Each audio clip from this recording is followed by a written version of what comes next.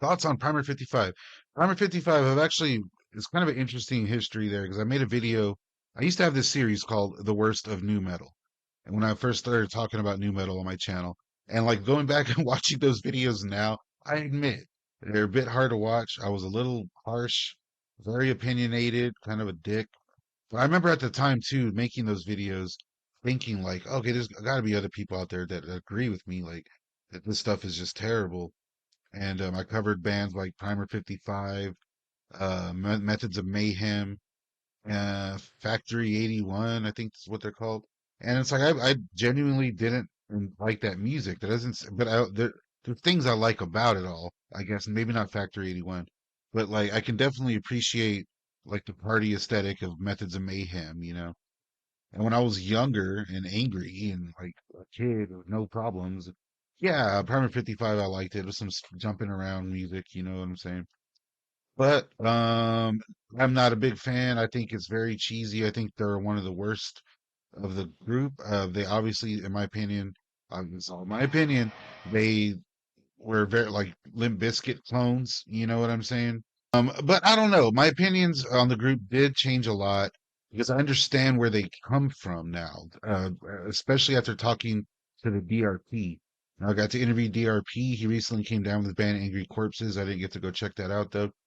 But it's interesting because like now I know where the band came from, their hardcore kind of roots, the punk roots, all the hardships and whatnot.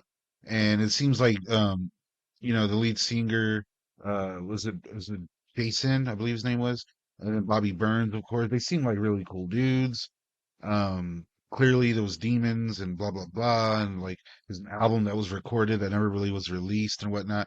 But seeing like the love from the fan base that they actually do have, they have a big fan base, and they all let me have it in that video in the comments. Even Jason's daughter was down there like very hurt about the whole thing. I'm just like, hey, I mean, it's not really a personal attack. I don't know these people. I'm just giving my opinions on this band from when I was in sixth grade, that I really don't think was that good. But I honestly think was a Limp Bizkit clone. They have a song that sounds exactly like a Limp Bizkit track. It's not even funny.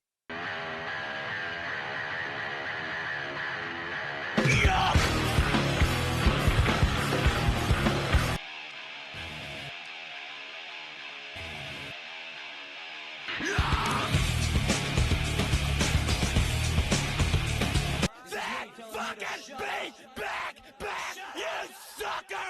Fucking sucker! Bitch! Fuck around, motherfucker! Imitation, flattery, whatever. So, whatever. It is what it is. But I will say, like, I respect the group. I think it's cool that they did their thing. And maybe I should go back and give them another shot and listen to those. I think they had like two albums or something. But yeah, go check out my video. It's still up. I'm thinking about taking all those down. They're still in bad taste. Let's check them out live. Like I love this when I was a kid, straight up. This was my shit. I had this album. I bought it at Walmart. It was on sale. Good stuff.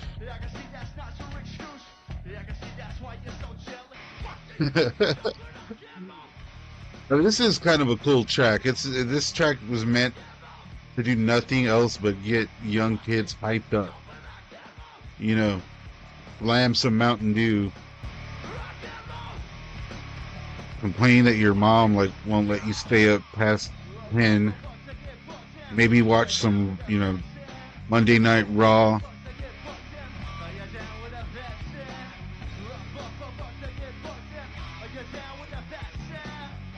Retreat to the bathroom with a copy of Metal Edge magazine for about 5 minutes. But no joke. I got from what I found and heard, all these dudes are very cool dudes that were really out here making their mark. So, what can you say? I just got to be honest. In my opinion, Limp Bizkit clone. But it's like interesting music because that whole scene is a thing. You get like the hardcore kids, punk kids, and they're all into rap music. All of them more likely into aggressive hip hop, and then they eventually blend, and it all starts on such a low level, and then that sound blows up. I mean, so many groups got picked up, man. And if you're able to make your mark and still have a huge fan base, what, like 30 years later, something like that. Hey, man, props to him, straight up. Shit. There's an interesting enough story there with the Primer 55 lore and everything to where like something could be, I think I could probably go back and revisit, go check it out. If you guys want to see anything like that, let me know. So let's see what's happening in the chat. Keith Karmic, that was so funny. Ross Robinson looking like a doink.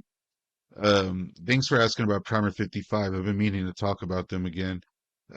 Shout out to all their fans and everything. I hope you don't hate me too much. You can hear about their unreleased album. I did an interview with the DRP. I'll go ahead and link that at the end of this. But I specifically clipped out him talking about the Lost Primer 55 album, so you can check that out. Keith Carmick, Factory 81 sucks. I agree, man. Keith Carmick, you love my worst of new metal videos. Thank you. I think I'll keep doing them, but I'm just not going to be as dick about it. You know what I mean?